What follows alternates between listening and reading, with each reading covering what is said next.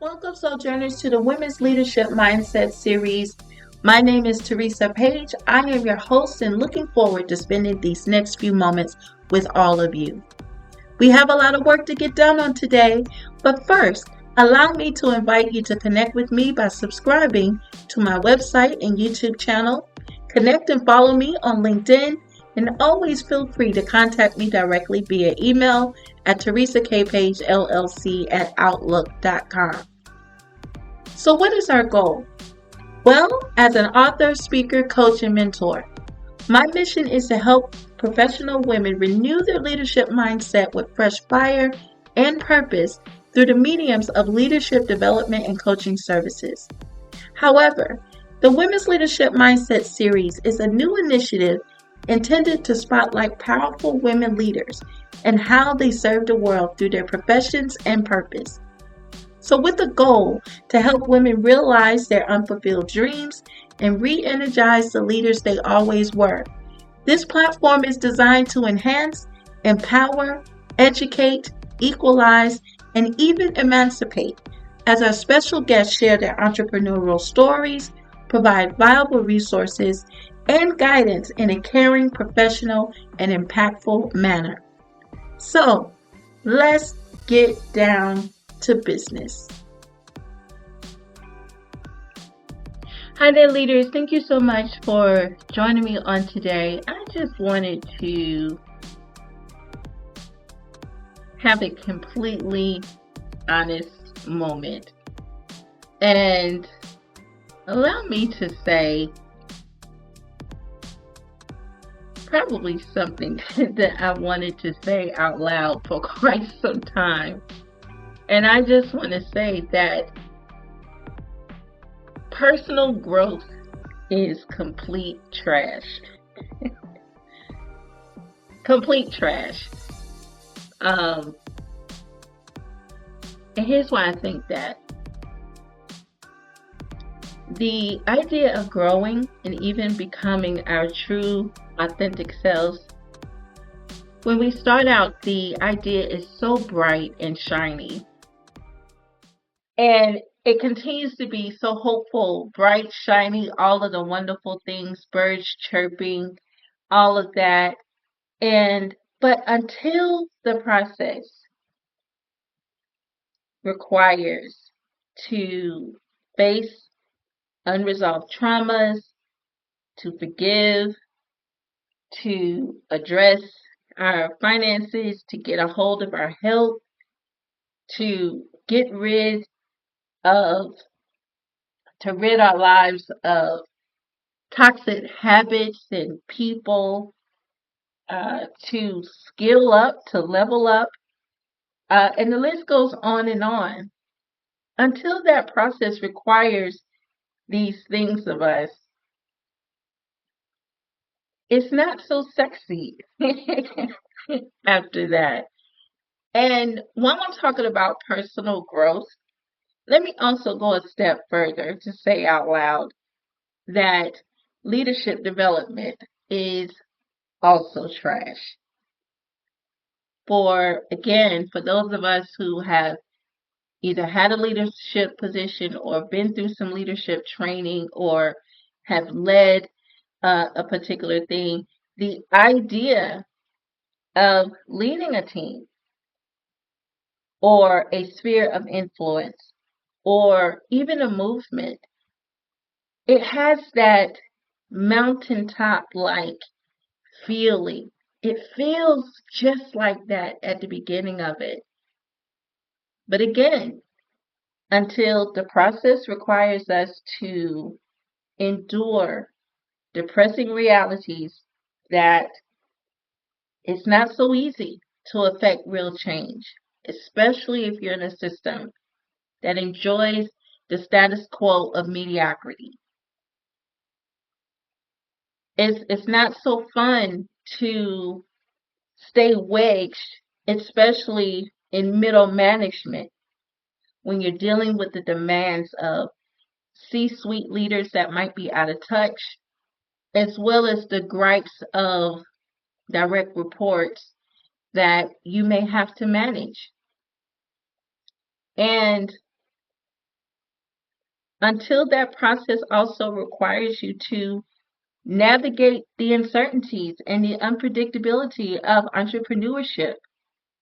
If you dare to build what you believe is a more enlightened system of operations, goods or services, supply chain, or a team of your own, if you dare to step out to escape and step out in your own space of entrepreneurship to say that you can figure out how to do this better, until this process requires this of you, then it doesn't feel so mountaintop. The honest truth is that whether we are on a journey of personal growth, leadership development, or both, it is a risk to remain where you are. It is a risk to remain in your comfort zone. It is a risk to turn back and not pursue after things when things get hard, when these processes require something of you. But let me also say that it's also a risk if you choose to move forward towards the possibilities, to go through the process, to endure some of the depressing realities, to endure having to dig up things within your personal self that you need to address as unresolved. Because the reality is that even on the other side, the possibilities that we believe that's on the other side, they may or may not exist. But I have to say, in the immortal words of Run DMC, those are the breaks. Those are the breaks. Because that's what life is. Everything is not always predictable, and you have to take a risk. And it's a risk, as I mentioned, to stay where you are, and it's also a risk to move forward. Because moving forward, it may not always look like what you think it may be on the other side. So it's a risk you take there. But let me just wrap all of that to say that in all of this, we can have great success in our personal as well as in our leadership development endeavors. If, and that's a big if we are willing to pay the cost of the journey, if we're willing to stay the course of the journey, if we're willing to assume the risk of the journey, if we're willing to accept the outcomes of the journey, if we're willing to perfect the journey until we reach our desired outcome, and even if we're willing to discern when it's time to bring a particular journey to a close to start a new course. If we are willing, we can have great success in all of our personal, professional, leadership, and faith endeavors. I believe this is what I love about the new edition of my new book, My Journey to Wholeness, Love the Success Factor. And also why I am so excited about the upcoming Love the Success Factor Women's Leadership Conference, because while I personally believe that both the book and the retreat are resources that advocates for women to see their own personal, professional, and spiritual value, both of these mediums in conjunction will also demonstrate the mistakes I made, the risk I took, and even the lessons that I learned in my own personal and leadership development journey and purpose development journey that just so happened to happen to me simultaneously in a finite period of time. Both of these things was happening at the same time, and it's something that I described, or a term that I coined that I describe in the book as the diamond effect. I have spoken about the diamond effect before, but just loosely, it was basically a term that I created when I was doing some graduate studies. And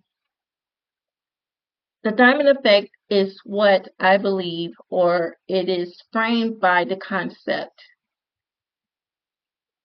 that once the individual's purpose is discovered or revealed, they must endure an intense set of life experiences to upskill their ability to operate in their purpose successfully. I'm not sure if it goes the same for everyone, but oftentimes they're not. When we see different individuals in history or in our present culture, that typically when their purpose was finally revealed, they had to go through a period of development. I think about the great King David. He was anointed to be king years before he actually realized the throne in Israel. I think about Moses. How many years did it take of being developed in the desert before he was equipped to go back into Egypt to help to deliver the Israelites? Or even in your own personal life, when you had that big aha moment and you just jump to it.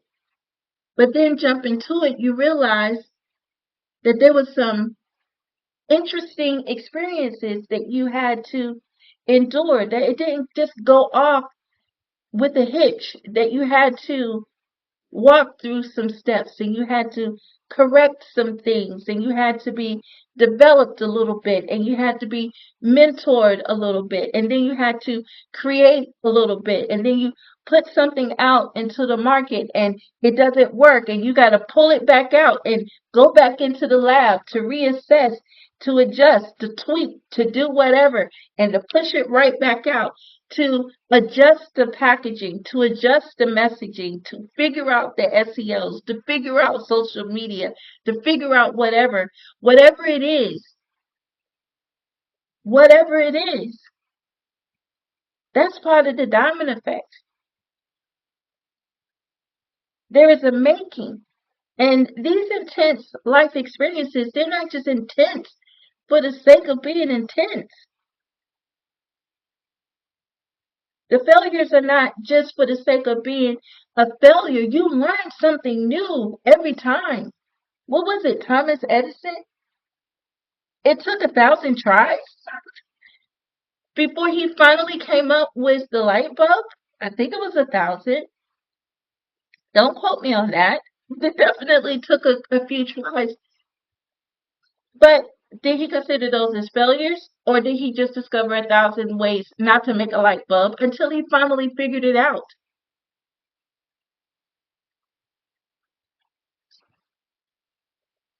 All of us have a version of ourselves that we see in our mind, that we see in our head. There's always a future version of ourselves that's so much better, or that we perceive as so much better than who we are today. But to close the gap into point A of where we are at this very moment, to point B to where we are, that we see ourselves in the distant future, it takes some work. And that's just part of the journey. It's the beautiful part of the journey.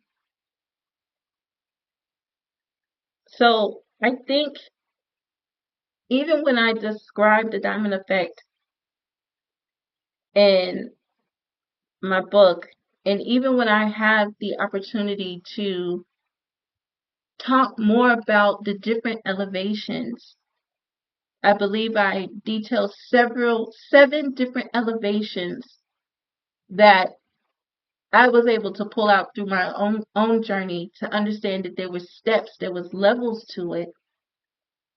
Not only am I excited to talk about it, but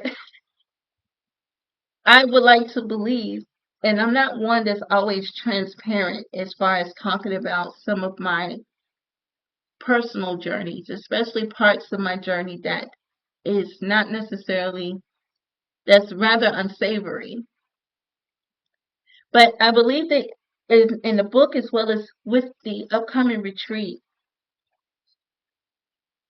I believe that as I step out of my comfort zone to be transparent, I believe in my own transparency.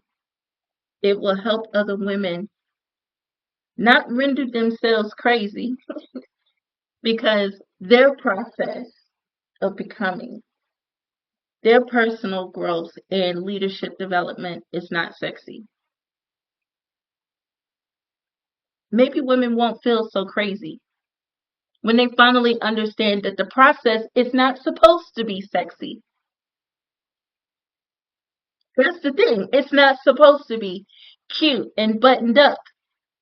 It's supposed to get messy because the work is messy. There's experiences that we've had that have been messy. And you just never know what you look like when you are experiencing certain things, when you are becoming. So I like to believe that in my own transparency, it will help other women not feel like they are alone or that they're losing it because their process is supposed to be a little unhinged. And that's okay. I would like to believe that in my own transparency, it will help other women, and especially women of a certain age, not to feel like failures if they have to start over later in life. It's actually a blessing. It's not ideal, but it's a blessing because in most cases, most of us have had to live a life that we had to for the sake of survival, or if you were raising children, or if you got married young, or if you just had certain experiences that didn't always go well. You lived a life to a certain point that you had to. Now that you're at a certain precipice of your life where you're not necessarily young, but then you're not old at the same time, it is a beautiful opportunity to finally create the life that you've always wanted. You got the time. For some of us who's still looking for a job, while you're applying for putting in your applications, whatever that idea, and I say this almost in everything that I say, whatever that idea that has been haunting you for years, if you have the time, use this time to finally bring that idea into fruition. I think by also in my transparency of some of the things I experienced and some of the steps that I went through within my diamond effect experience, it will help other women to stabilize their power during moments of sudden disruptions.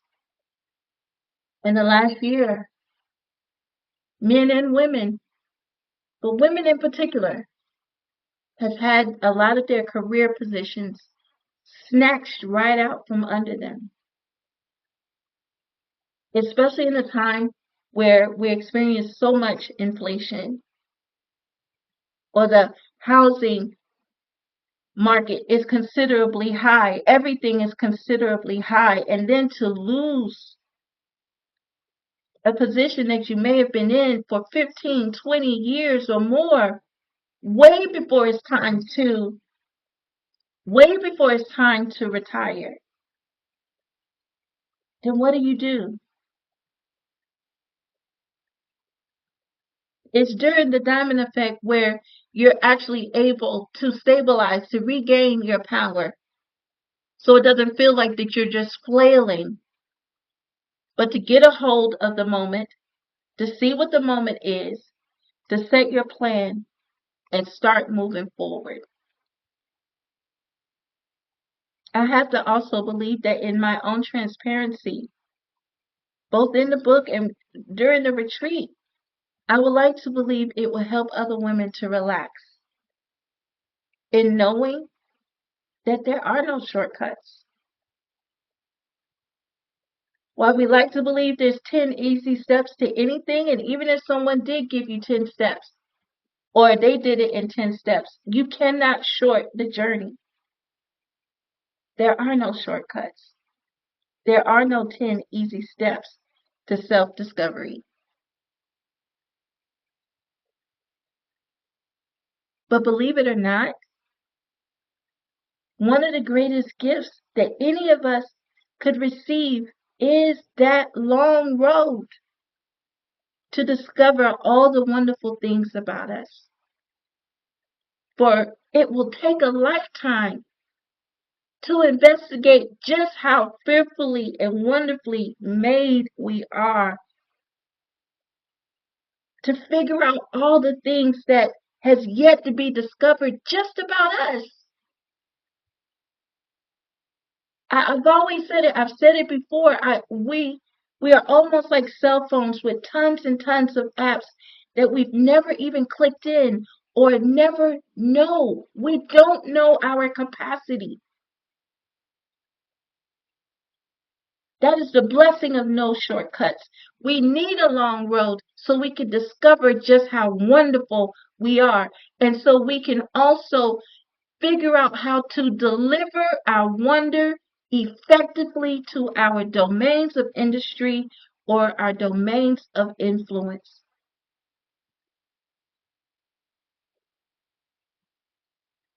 So, yeah, yes, yes, I finally said it out loud. Personal growth is trash. Leadership development is trash.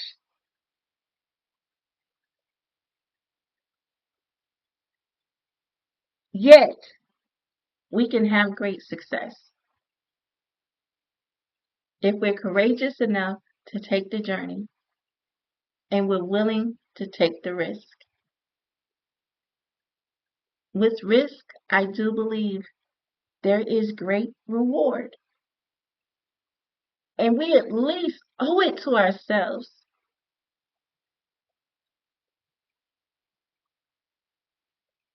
to figure it out. I'm reminded of a song by an artist by the name of Labyrinth, and he did this song called Let It Be. Some of the lyrics are like this. It says, "Put my money where my mouth is and lay my cards. I'm going out fighting and leave my scars. I don't know about tomorrow, but I know I got heart. Put my feet right on the margin, and I just might hit the bottom. Throw my hands out to the breeze and let it be. Let it be." His second verse then goes on to say, "Baby, this is Russian roulette, and it ain't my gun. Hallelujah, I ain't dead yet, and I'm still going strong. I don't know about tomorrow, but the battle ain't won. They say losers are forgotten, and I just might hit the bottom. But we owe God to take the leap and let it be, let it be." So, leaders, as I wrap up, and I hope you go and listen to this song on YouTube because it's a powerful song, powerful beat, and I just love it. But we owe it to ourselves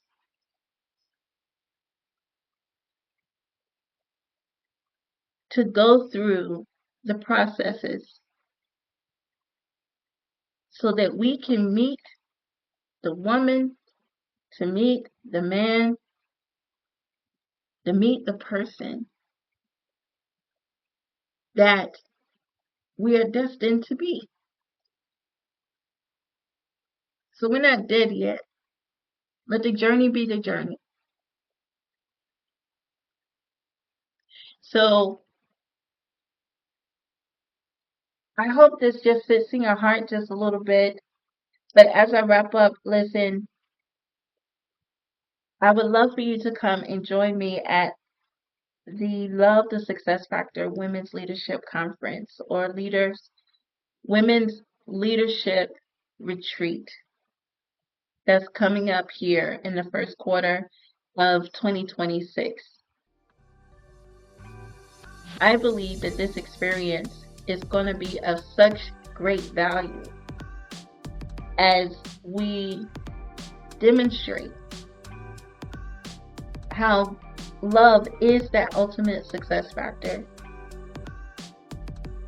that develops women to lead, to create, and to generate wealth in the fullness of our equality, our purpose, and our business, and our work. So I want you to check out the bio so that you can see full conference details, as well as be able to review the all-inclusive registration packages. The registration packages are all-inclusive as far as lodging if you need it, all of your meals, all of your conference materials in such a beautiful space. There's also registration packages that if you're local and you don't need any hotel accommodations, there's also a registration package for that, but still it's all inclusive of all of your materials, all of your meals, everything else that the conference has to offer. So we want you to come out and to rest, to recharge, and be in an environment where you're able to not just hear how we can utilize love to our advantage, but also come away with some actionable steps to help you to start working on those unrealized goals, some of those dreams that you put on the back burner, to actually have some steps so you can reprioritize those things and bring them to a reality. So check the bio to learn more. I don't want you to miss this chance. So you want to go ahead and register, and you want to register today so you can invest in this next chapter. So I do look forward to meeting you there in Cary, North Carolina, so that we can empower, we can connect, we can lead, and we can thrive. But until next time, as always, here's to the journey, and let's move forward.